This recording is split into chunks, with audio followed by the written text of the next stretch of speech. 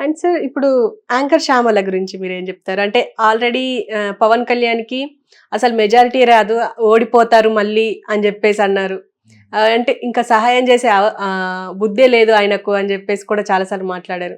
ఇంకా వైసీపీకి సపోర్ట్ చేయడంతో చాలా వ్యతిరేకత వచ్చింది ఆమెకి. అసలు ఇన్ని రోజులు అసలు యాంకర్ శ్యామల అంటే జస్ట్ మన ఇండస్ట్రీ వాళ్ళకే తెలుసు అన్నట్టుగా ఉంటుండే. ఇప్పుడు మోస్ట్‌లీ అందరికీ ఇప్పుడు హేట్రేట్ పెరిగిపోయింది. ఎట్లా అంటారు? నాకు ఫేస్‌బుక్‌లో ఫ్రెండ్ తను. ఫేస్‌బుక్‌లో మరి ఎవరొచ్చారో, నేనెవరిని అడగను. తను రిక్వెస్ట్ చేయను జనరల్‌గాను. తనే రిక్వెస్ట్ చేస్తే అందంగా ఉందని యెస్ నొక్కుతాం. అందరికి నొక్కం. ఇక 2000 కంటే 5000 కంటే ఎక్కువ ఒప్పుకోదు కదా ఫేస్‌బుక్. ఇంకా కొత్త వాళ్ళని పెట్టుకోవాలంటే ప్రతిసారి 200 మందిని కట్ చేసుకుంటూ ఉంటాను. సో, అలాగే ఈ అమ్మాయి మరి ఎప్పుడొచ్చిందో వచ్చింది. అప్పుడప్పుడు తను ఒక డ్రెస్‌గా అందంగా ఉందనుకో, బాగున్నామని పెట్టామని ఇక్కడ నన్ను. థ్యాంక్ యూ సార్ అంటది. అంటే నేను ఎవరో తెలుసనమాట. అంతే కదా!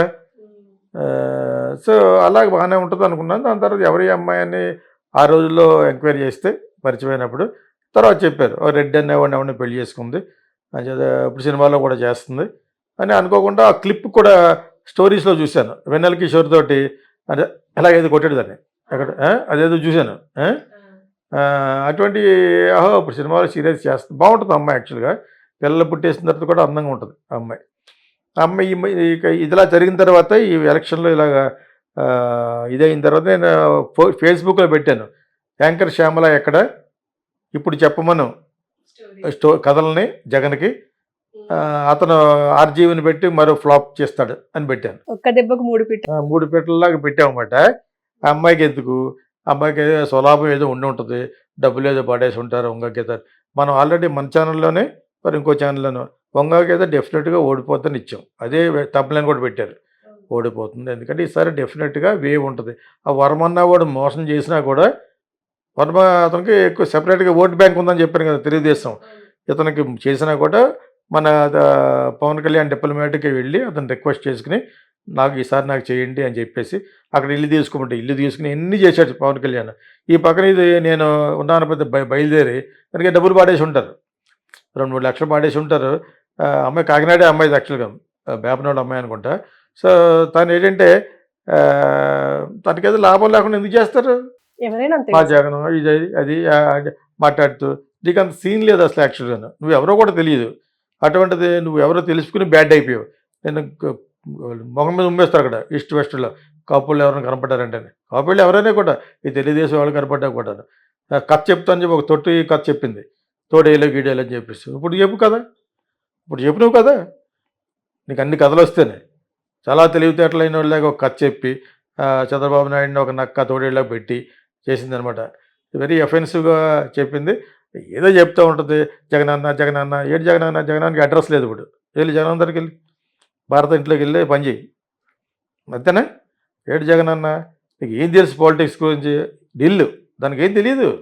ఏమీ తెలీదు. Stupid. She is a stupid. వచ్చే ఫ్యూచర్ కూడా ఉండదిప్పుడు. పిలిచేవాడు కూడా వెళ్ళడు. మీకు అర్థమైందా? ఏదో కొంత అందంగా ఉన్నామని పెట్టారు. లేదా నీ మొగుడి మీద కొన్ని కేసులున్నాయని వెళ్ళుంటావు బహుశా. హ్మ్. మీరు చెప్పిన ప్రకారంగాను యాక్చువల్‌గాను. అటువంటివి ఏమన్నా ఉంటే తప్పితే ఉన్నా కూడా ఎవడేం చేస్తాడు? జగనన్న ఏం చేస్తాడు ఇప్పుడు నిన్ను? అడ్రస్సులు లేవు. డిపాజిట్లు గల్లంతయిపోయినాయి. ఆన్ ద హోల్ చెప్పాలంటేనే. అవును. 11 సీట్లేంటి? ఆ పోస్ట్‌లో కూడా లేడు. హ్మ్. కనపడదు ఇప్పుడు. ఇంకెక్కడా కనపడదు. ఎవడు మీకు ఛాన్సులు కూడా ఇవ్వడు. హ్మ్. అంతలా మాట్లాడకూడదు. అందులోనూ you are commenting on any other candidate పర్లేదు. You are commenting on big star. హ్మ్. పవర్ స్టార్‌లు అటువంటి పేర్లు నేను అనను గాని ఇప్పుడు చెప్తున్నా big star and also revolutionized politician. అంతే కదా! ఒక రెవల్యూషనైజ్ చేసాడు పొలిటిక్స్‌ని. ఆ విధంగా చేసిన అతన్ని 10 సంవత్సరాల తర్వాత ఇంత క్రూషియల్ టైంలో జగనన్న, బొంగు అన్నావు. దెబ్బ అయిపోద్ది ఇప్పుడు. ఎవడో క్షమించడు. కాకపోతే మనోడి దగ్గరికి వెళ్ళిపోయి కాళ్ళ మీద పడిపోద్ది. అలాగే కదా అంతకుముందు అతను ఎవడో పడిపోయాడు. జగన్ పార్టీలో ఉంటూ కొద్దిగా ఎర్లీగా వచ్చాడు. పృథ్వీ అనేవాడు. అవును. మళ్ళీ వెళ్ళిపోయి క్షమించండి అన్న, అదన్నా, ఇదన్నా అని అనేసాడు. అన్నాడంటే అతను కూడా సేమ్ క్యాస్ట్. హ్మ్. ఏదైనా సేమ్ క్యాస్ట్ అయినా కూడా ఇక ఏముంది వాళ్ళకి అలాగే క్షమించండి అంటే ఓకే అంటారు. అతను వీళ్ళకంటే ముందు వెళ్ళాడు అతను. ఇది ఇప్పుడు తర్వాత వెళ్తుంది. వెళ్ళకపోతే నీకు ఎవరెవరు ఆఫర్లు ఎవరు చెప్పక్కర్లేదు. ఆటోమేటిక్‌గా పవన్ కళ్యాణ్ గురించి బ్యాడ్ చేసింది అని పిలరన్నమాట. 10 మంది పిలిచేవాళ్ళు ఒకడు పిలుస్తారు తెలియక. అలాగే అయిపోతుంది. ఇటువంటి ఆటలో రాకూడదు. Your glamorous world. మీరేం చెప్తారు? I'm a senior, I'm a proven director, I'm a producer, I have my properties, I have my everything, I have a knowledge to talk. ఎవరన్నా అంటే చెప్తారు అనమాట. ఉమ్, ఏం చెప్పకపోతే అరగదు. నేను ప్రజల కోసం చెప్తున్నాను. మీలాంటి 2-3 ఛానల్ సెలెక్ట్ చేసుకుని I'm talking as a peoples voice. తెలిస్తేనే కంట్రోల్ అవుతారు, లేకపోతే ఎవరిని కంట్రోల్ చేయలేము పాలిటిక్స్లో. మన 10 సార్లు గట్టిగా అరిస్తేనే అది చూసి ఇంకో 10 మంది పెడతారు.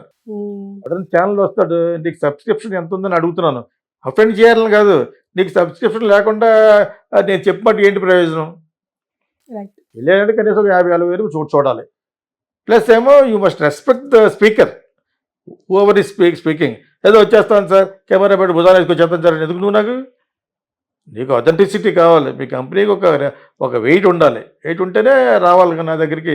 ప్రతి ఒక్కరు వచ్చేస్తే అలాగా తక్కువ అంచనా వేయట్లేదు. మీకు ఆ సబ్స్క్రిప్షన్ వచ్చినప్పుడు రండి, దాన్ని డెఫినెట్లీ ఐ విల్ గివ్. వచ్చి మాట్లాడేవాడికి కూడా కొంత నాలెడ్జ్ ఉండాలి యాక్చువల్గా.